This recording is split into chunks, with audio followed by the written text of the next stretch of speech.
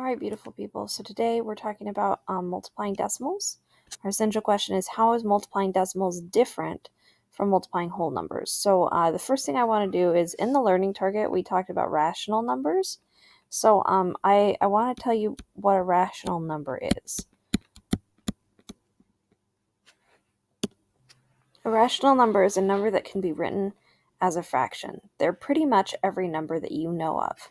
Like 5 is a rational number. 15 over 3 is a rational number. 2.6 is a rational number. 0.001 is a rational number. All of these things can be written as a fraction. So pretty much every number that you know right now is a rational number.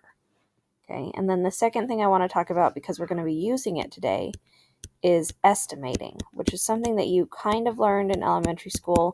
Maybe you didn't use it a lot. I really don't know. So estimating is making an educated guess. So basically with estimating, you're going to be thinking about numbers that are close together and how they multiply and what you already know about numbers, especially whole numbers.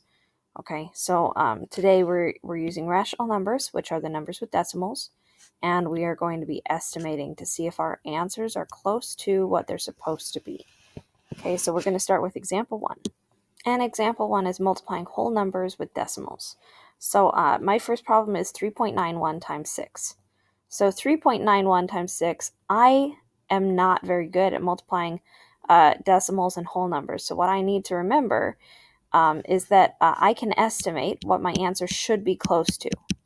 Now the estimation should include whole numbers because I know how to multiply whole numbers. 3.91 or 3 and 91 hundredths is really close to 4. So I can estimate using 4 because it's close to 3 and 91 hundredths.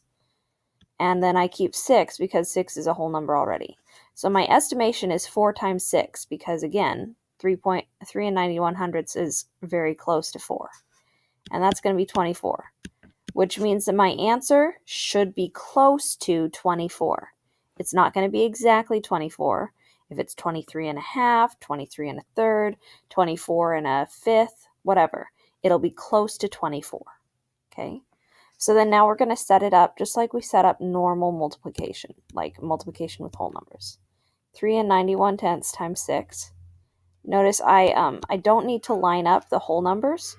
Basically, all I'm doing is just lining them up so that they're aligned to the right-hand side.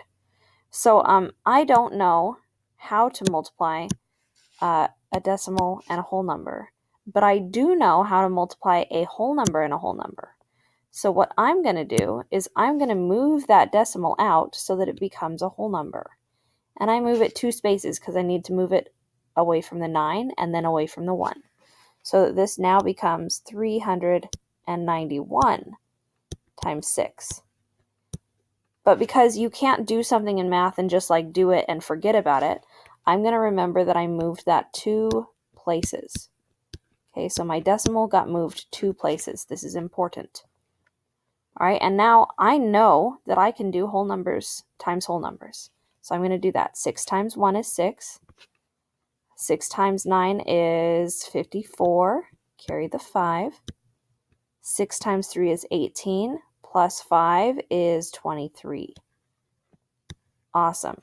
Okay, now I have 2,346. That's way off from 24, but I remember that I moved the decimal 2 places.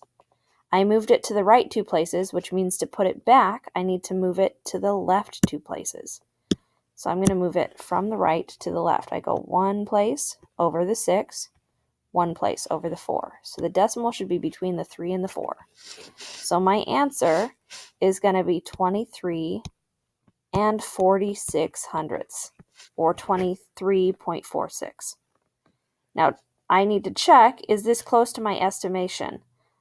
24 and 23 and 46 hundredths are pretty close together because notice they're only off by a little more than half of a point. So this is a reasonable answer based on my estimation. Okay.